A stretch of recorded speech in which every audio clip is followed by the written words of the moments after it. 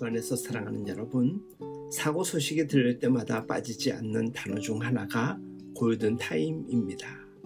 생명이 왔다 갔다 하는 위급한 상황에서 우리는 골든타임이라는 단어를 종종 접하게 됩니다. 한국교회의 급격한 세태는 굳이 골든타임이라고 언급하지 않아도 다 느끼고 있을 것입니다. 이대로라면 다시 회복이 불가능할 정도로 조국 교회의 현실은 누가 봐도 골든타임을 보내고 있다고 할 수 있습니다. 특별히 미래 세대의 5%도 되지 않는 대학생, 중고생의 기독교인 비율에 대한 이야기를 들을 때마다 조국 교회의 미래에 대한 답답함을 느끼지 않을 수 없습니다. 그런 의미에서 여름 행사가 시작되는 이 여름 시즌에 교회의 교회학교마다 성령의 역사가 함께하길 간절히 기도해야 합니다.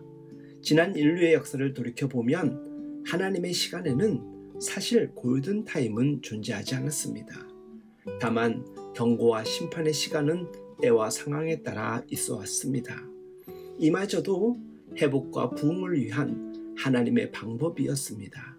그러니 골든타임은 시대를 살아가는 사람들에게 적용되는 메시지가 됩니다. 중요한 것은 지금 이 시대와 세대가 골든타임을 맞이하였다라는 것입니다. 다만 이 시대의 우리가 경건한 묵상과 다양한 방법으로 전해지는 주님의 신호를 정확한 진단과 처방으로 겸손하게 받아들이고 죽을 힘을 다해 그 방향으로 매달린다면 골든타임이 지나가기 전에 한국교회가 다시 회복될 것입니다. 그리고 그런 회복을 넘어 부흥으로 달려가는 것을 꼭 보고 싶고 보게 될 것입니다. 이러한 시점에서 최근 팀 켈러 목사의 별세 소식을 접하게 되었습니다. 별세하신 다음날 원래는 5개로 분립됐던 리디머 교회들이 한자리에 모여 찬양이 예정되어 있었는데 마침 그날 팀 목사가 준비한 영상은 교회에 남기는 유언과도 같이 모든 이들의 마음속에 깊이 자리매김하였습니다. 팀 목사는 예레미야서에 근거하여 3가지를 조언하였습니다. 첫째는 날선 칼날 위에서 살아라. 균형 잡힌 신앙인이 되고 균형 잡힌 목회를 하라는 메시지였습니다.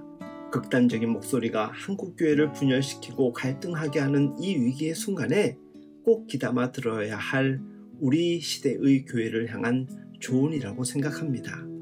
둘째는 소비만 하지 말고 투자를 하라는 메시지였습니다.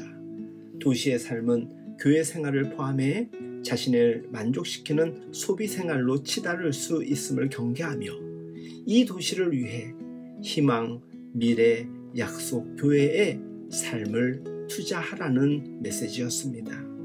마지막 3번째 말씀은 교회의 지도자들에게 특별히 경종을 울리는 말씀이라 생각합니다. 팀 목사의 메시지 원문을 소개하면 다음과 같습니다.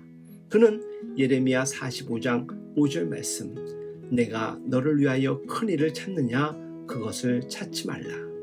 자신의 명성에 신경 쓰지 말며 당신의 자격증명에 대해 걱정하지 마십시오.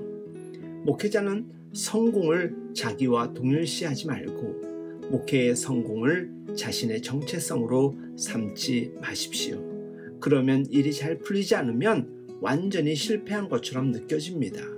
그럼 그냥 겁을 먹게 되죠. 뉴욕에서 큰 이름을 얻는 것을 가장 중요한 일로 삼지 마십시오. 예수 이름을 높이고 아버지 이름을 거룩히 여기는 일에만 전력을 다하십시오. 결코 자신을 잊고 명성은 잊어버리십시오. 어떠한 경우에도 하나님의 이름을 높이기 위해 최선을 다하십시오. 거듭 말씀드리지만 자신을 위해 큰 것을 구하지 마십시오. 모든 뉴요커들이 자신을 위해 큰 것을 찾고 있는데 그러면 안 됩니다. 주 안에서 사랑하는 여러분, 사실 한국교회의 현실을 골든타임으로 지적했지만 이를 더 깊이 살펴보면 이 시대의 신앙인들 모두와 우리가 살아가는 시대 자체가 골든타임이기도 합니다. 저는 팀 켈러 목사의 이 3가지 메시지를 한국교회의 목회자와 평신도 리더뿐만 아니라 이 시대의 모든 그리스도인들이 겸허하게 받아들이기를 원합니다.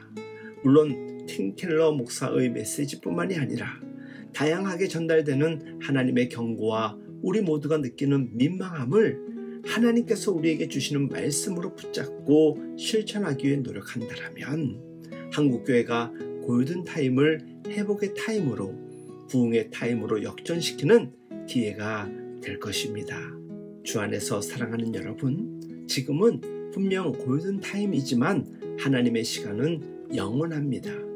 우리의 삶과 우리의 시대가 이 위기를 잘 이겨내고 회복과 부흥의 때로 새로워지는 역사를 이어갈 수 있기 위해 우리 각자의 삶의 자리에서 신실하게, 진실하게, 거룩하게, 특별히 담대하게 살아갈 수 있길 예수님의 이름으로 축복하며 응원합니다.